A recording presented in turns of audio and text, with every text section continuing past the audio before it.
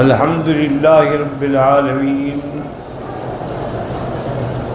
والصلاة والسلام على أشرف الأنبياء وسيد المرسلين سيدنا وحبيبنا محمد وعلى آله وأصحابه أجمعين. اللهم صل على سيدنا محمد وعلى آل سيدنا محمد كما صليت على إبراهيم وعلى آل إبراهيم في العالمين إنك حميد مجيد. أعوذ بالله من الشيطان الرجيم. بسم الله الرحمن الرحيم. وترى الشمس إذا طلعت تزاور عن كهفهم ذات اليمين وإذا غربت تقرضهم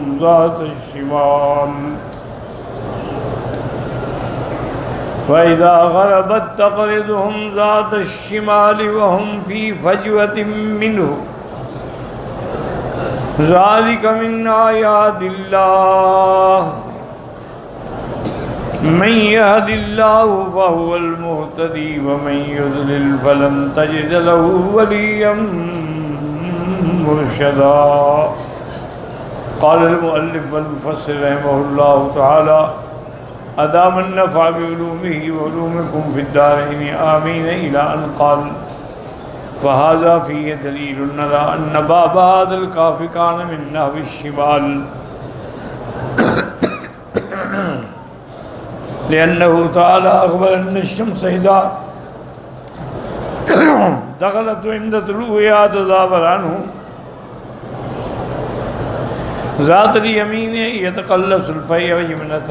ابو فصل فرماتی ہیں کہ ان آیات میں اس بات کی دلیل ہے کہ باب کہف جو تھا وہ شمال کی جانب تھا، کیونکہ اللہ پاک نے خبر دی ہے کہ جب سورج طلوع ہوتا تھا تو وہ ادھر سے ہٹ کے دائیں طرف سے نکل جاتا تھا.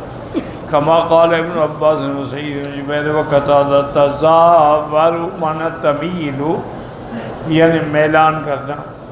وذلك انها كلما ارتفعت في الافق تقلص شعاعها بارتفاعها حتى لا يبقى منه شيء عند الزوال في مثل ذلك المكان. کیونکہ جتنا ہی سورج طلوع ہوگا اونچا ہوگا تو اس کی شعاعیں جو ہیں بلندی میں جانے کے بعد وہ ہر جگہ پہنچ جاتی ہیں، اس لیے زوال تک کوئی جگہ باقی نہیں رہتی جہاں تک اس کا اثر نہ آئے. فلہذا قال اذا غربت تقرضهم ذات الشمال، اللہ نے فرمایا کہ جب سورج ڈوبتا ہے اذا غربت تدخل الى غارهم من شمال بابه، وہ یعنی گویا کہ شمال کی طرف سے، وہ من ناحیۃ المشرق. فدل على سیۃ ما قلنا وهذا بین لمن تأمله وكان له علم بمعرفۃ الحیۃ. اب فضل فرماتے ہیں جو بات ہم نے کہی ہے وہ بڑی مضبوط ہے، لیکن شرط یہ ہے کہ اس کو وہ سمجھ سکتا ہے جس کو علم حیت ہو اور سورج اور چاند کی رفتار اور کواکب کے اثرات کو سمجھتا ہو. وبیانہ انہ کان باب الغارب من ناحیۃ الشرق ماذا لدیہ من عشر عند الغروب، کیونکہ اگر دروازہ مشرق کی جانب ہوتا تو غروب کے وقت تو اس میں پھر کچھ بھی داخل نہ ہوتا. ولو کان من ناحیۃ القبلۃ، اور اگر اس کا رخ قبلے کی طرف دروازے کا ہوتا لما دخل منها شيء عند الطلوع ولا عند الغروب، نہ تو صبح نہ شام کو پھر اس کی روشنی اندر جاتی. ولا تزاور الفیء یمین ولا شمالا ولو كان من جهة الغرب لما دخل وقت الطلوع بل بعد الزوال، اور اگر دروازہ مغرب کی جانب ہوتا تو پھر بھی سورج کی روشنی جو ہے وہ داخل نہ ہوتی. فلم تزل فيه الغروب یہ نماز کرنا ہو. اب مفسر فرماتے ہیں کہ باب وہی ہے جو ہم نے کی ہے کہ دروازے کا رخ جو ہے وہ شمال کی جانب تھا. وقال ابن عباس مجاہد وقتاد تقرضهم ای تترکهم، یعنی وہ ان کو چھوڑ کے ادھر سے نکل گیا، وقد اخبر اللہ تعالی بذلك ولا منا فهمه وتدبره فلم يخبر الله مكان هذا الكهف في اي البلاد من الارض. اب اللہ تبارک و تعالیٰ چاہتی ہیں کہ ہم تدبر کریں اللہ کی آیات میں، لیکن اللہ نے یہ نہیں بتایا ہمیں کہ وہ پہاڑ جو ہے وہ کہاں ہے اور وہ غار جو ہے وہ کہاں ہے، وہ کس شہر میں ہے، اس کا کوئی ذکر نہیں آیا ہے۔ اذلا فائدہ نافی ولا قدر شرعی، کیونکہ ہمیں اس کے نام کا پتہ ہوگا تو کوئی فائدہ نہیں ہے، نہ کوئی شرعاً مطلوب ہے یہ چیز کہ اس جگہ کا علم ہونا چاہیے۔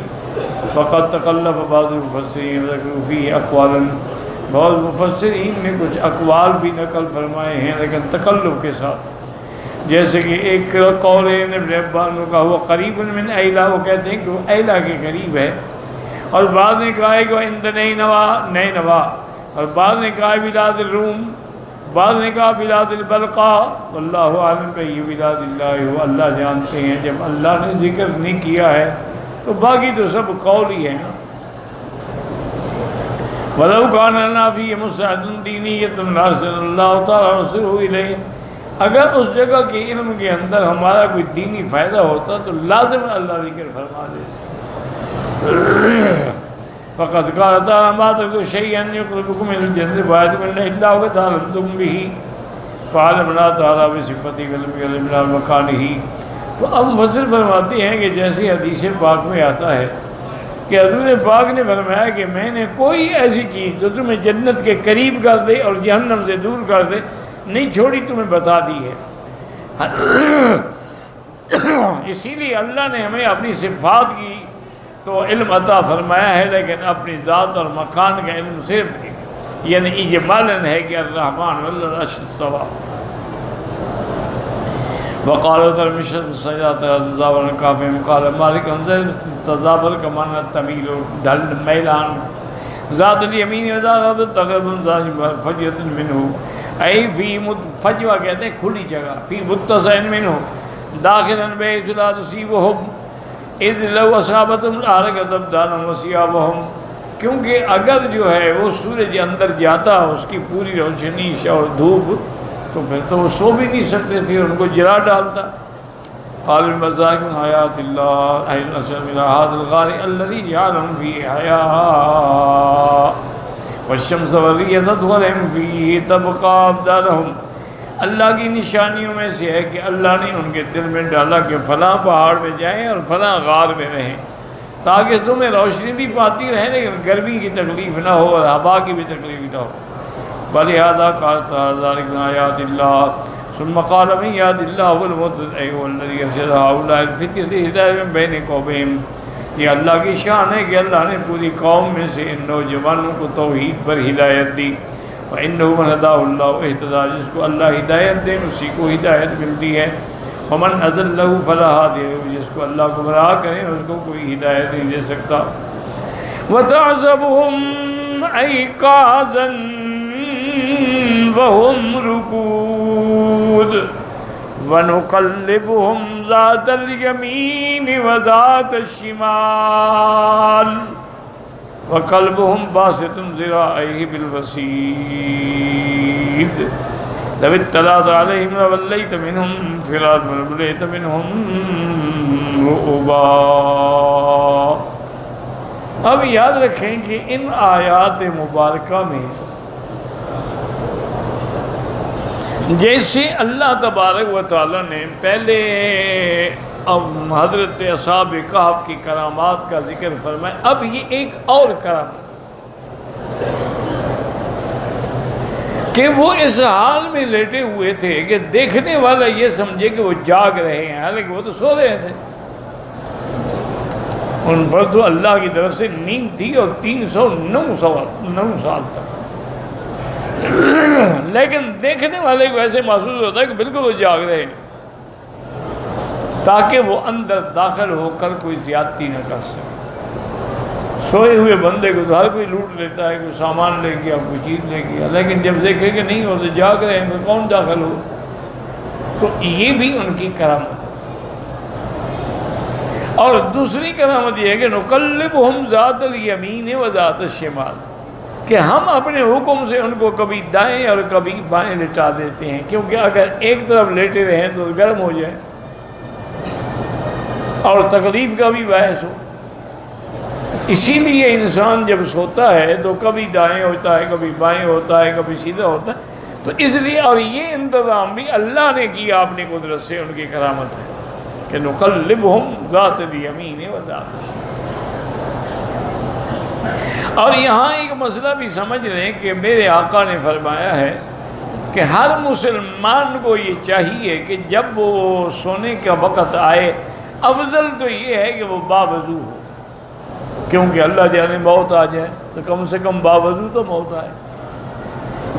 اگر باوضو نہ بھی ہو تو پھر بھی اس کو چاہیے کہ سبحان اللہ والحمدللہ لا الہ الا اللہ، تسبیح، تحمید، تحلیل، تکبیر، یہ کم سے کم پڑھیں، اور سورۃ آیت الکرسی کی بھی تلاوت کریں،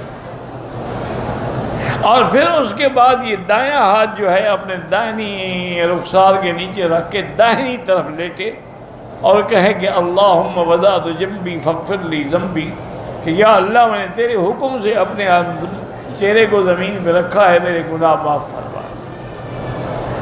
تو یہ سنت طریقہ، اولیاء اللہ نے یہ لکھا ہے کہ دائیں طرف لیٹنا جو ہے یہ سنت ہے، سنت الانبیاء والمرسلین، تمام انبیاء مرسلین دائیں لیٹتے، یعنی لیٹتے وقت دائیں لیٹے، پھر اگر پھر گیا تو پھر گیا، یعنی جب تک اپنے ہاتھ میں ہے نا اس وقت تک دائیں لیٹے۔ اب نیند آ گئی، اب نیند میں اگر الٹ گیا کوئی بات نہیں۔ تو انہوں نے یہ لکھا ہے کہ النوم علی ذات الیمین سنت الانبیاء والمرسلین، دائیں ہاتھ پہ لیٹنا جو ہے یہ انبیاء کی سنت ہے، والنوم علی الیسار، اور بائیں ہاتھ پہ لیٹنا جو ہے یہ نوم الغافلین ہے، یہ غافل لوگوں کی نیند۔ اس کی وجہ کیا ہے کہ آدمی کا دل بھی تو بائیں طرف ہوتا ہے نا، جب اسی طرف اس کو راحت ملتی ہے تو غفلت میں ڈوب جاتا ہے۔ اگر دائیں لیٹا ہو تو دل لٹکا ہوا ہے نا، تو اس لیے وہ غفلت کی نیند نہیں ہوتی۔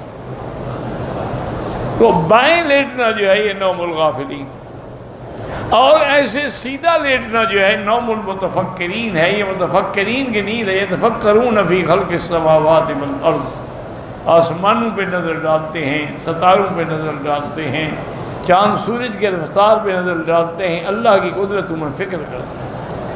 اور الٹا لیٹنا جو ہے، یعنی انہوں نے فرمایا کہ اگر کوئی آدمی اپنے پیٹ کے بل الٹا لیتے، نوم الفاسقین، یہ فاسق لوگوں کی نیند ہے جو الٹا لیٹتے، اس لیے آدمی کو احتیاط کرنا چاہیے۔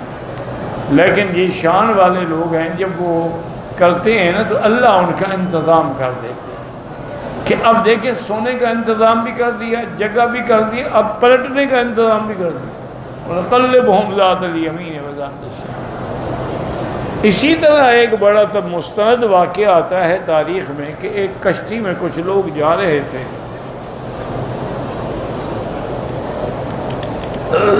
تو ایک آواز آئی کسی کی، اس نے کہا کہ بھائی اگر تم 1000 دینار مجھے دے دو تو میں تمہیں ایک ایسا وظیفہ اور عمل بتلاؤں گا جو تمہاری ہر مشکل کو حل کر دے۔ 1000 دینار بڑی قیمت ہوتی ہے۔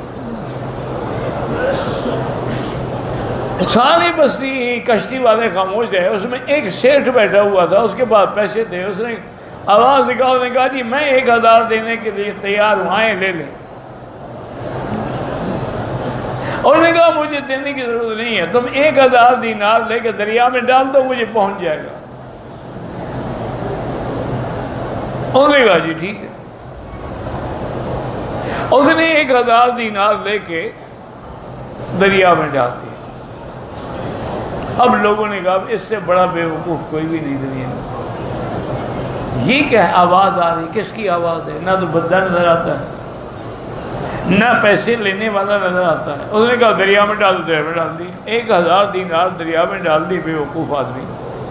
اس نے کہا ابھی تمہیں کیا تکلیف ہے، میں نے اپنے ڈالے ہیں، تمہارے تو نہیں ہیں۔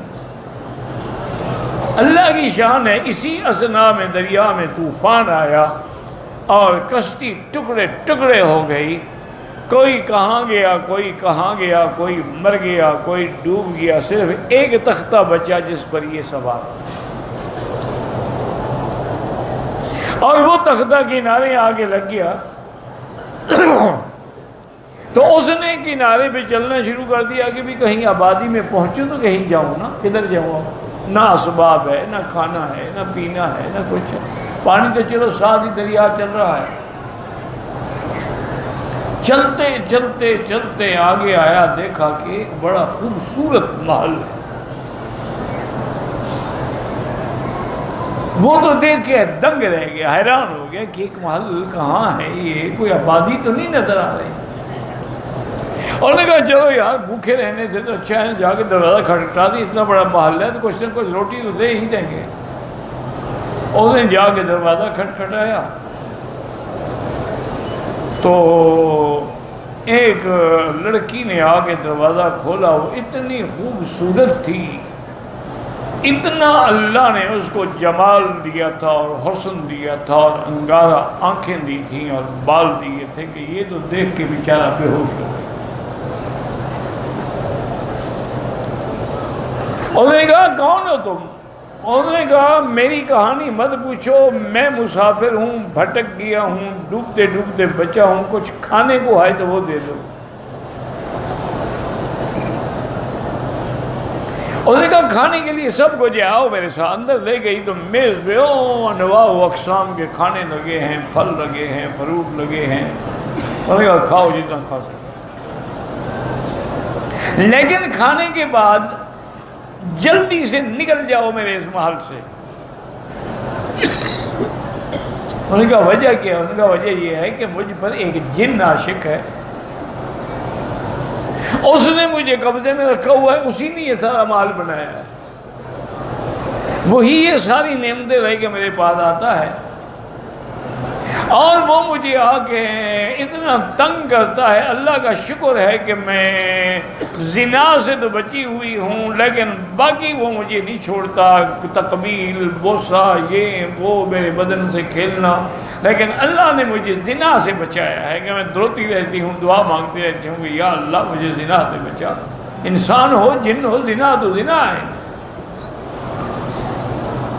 اور اس نے کہا کہ ابھی اس کے آنے کا وقت ہو رہا ہے، وہ بڑا ظالم جن ہے، تمہیں مار ڈالے گا، تم فوراً نکل جاؤ۔ اس نے کہا بی بی بات سنو، اگر میں نے مرنا ہوتا دریا میں نہ ڈوب جاتا۔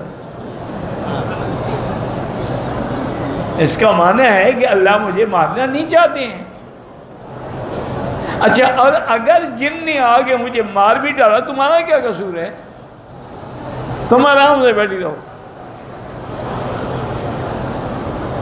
اس نے کہا کہ میں نے بڑا عجیب قسم کا مشروب بنے ہوئے تھے پیا، زندگی میں نے ایسی چیزیں نہیں کھائی تھی، نہیں پی تھی، اتنی دیر میں شور اٹھا، گڑگڑاہٹ ہوئی اور جن آ گیا۔ اس نے دور سے مجھے دیکھا اور اس نے اس لڑکی سے کہا یہ کون اجنبی ہے جو میرے محل کے اندر آیا ہے؟ اس نے کہا میں جانتی ہوں کون ہے۔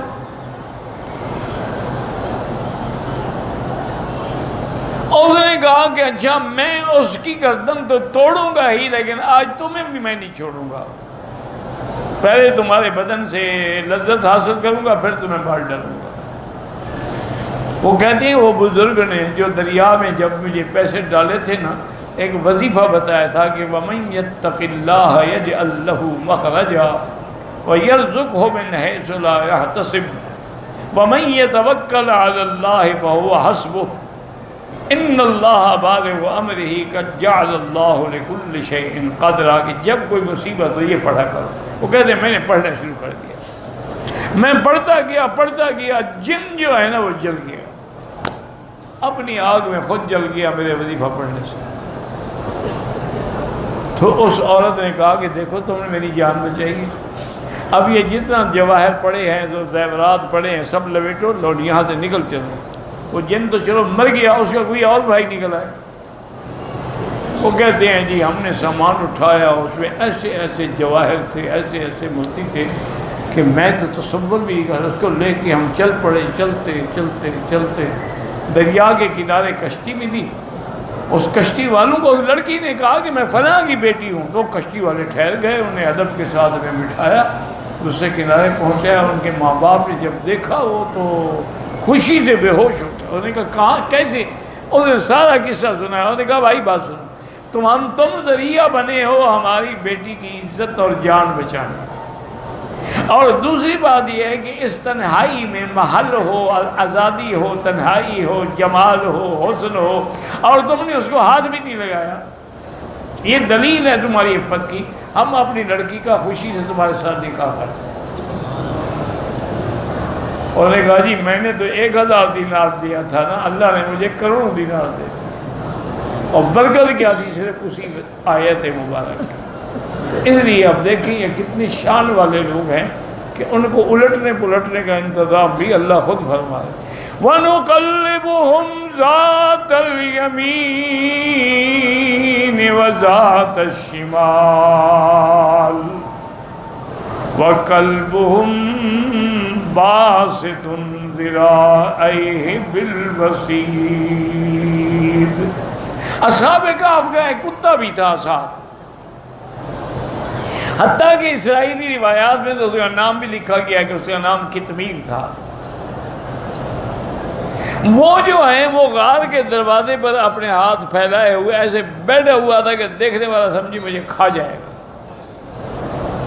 تو اللہ نے حفاظت کے لیے جیسے ان کو سلایا لیکن زندہ تھے, اس کو بھی سلایا تھا, یہ بھی زندہ. اور بعض روایات میں یہ بھی آتا ہے کہ اللہ نے اپنی رحمت سے اس کتے کو پھر اللہ نے اس کی شکل جو ہے بدل ڈالی, انسان بنا دیا, اس کو بھی جنت میں داخل کر دیا.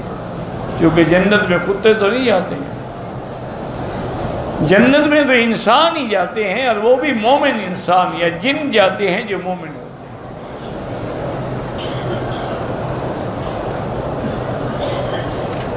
تو اسی طرح ایک دفعہ کا واقعہ ہے کہ ٹرین میں سفر کر رہے تھے تو ایک آدمی تھا, اس نے دیکھا کہ بڑا کر و فرب کے ساتھ ایک شخص آ رہا ہے اور اس کے لیے انتظامات کیے گئے, بٹھایا گیا. کہتے ہیں میں بھی اس کو ملا, میں نے کہا حضرت میں تو مسافر ہوں, آپ کی تعریف. انہوں نے کہا وہ نواب تھا, اس نے کہا جی مجھے قلب علی کہتے ہیں. نواب قلب علی مشہور تھا انڈیا کا, لکھنؤ کا.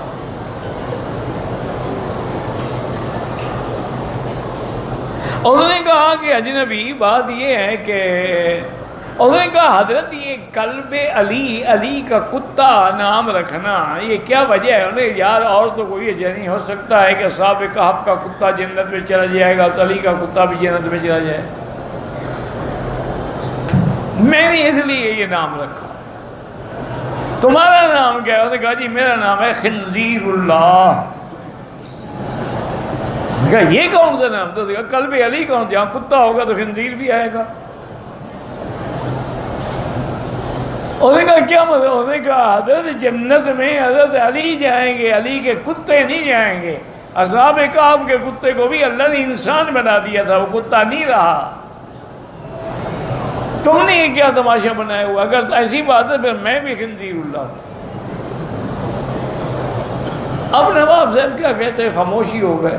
تو اس لیے بہرحال یہ ہے کہ اللہ کی یہ بھی قدرت تھی اور معجزہ تھا, ان کا کرامت تھی کہ کتا بھی دروازے پہ ہاتھ پھیلا کے بیٹھا ہے. لَوِ اطَّلَعْتَ عَلَيْهِمْ, اگر تو جھانک کے دیکھے, لَوَلَّيْتَ مِنْهُمْ فِرَارًا, تم دیکھ کے پیچھے بھاگو گے. وَلَمُلِئْتَ مِنْهُمْ رُعْبًا, اور تمہارے دل میں ان کا ڈر اور خوف جو ہے وہ بھر جائے گا. تو اللہ تعالی نے یہ سارے اہتمام فرمائے ہیں, اور یہ بھی ثابت ہو گیا کہ کرامات الاولیاء حق. واللہ اعلم.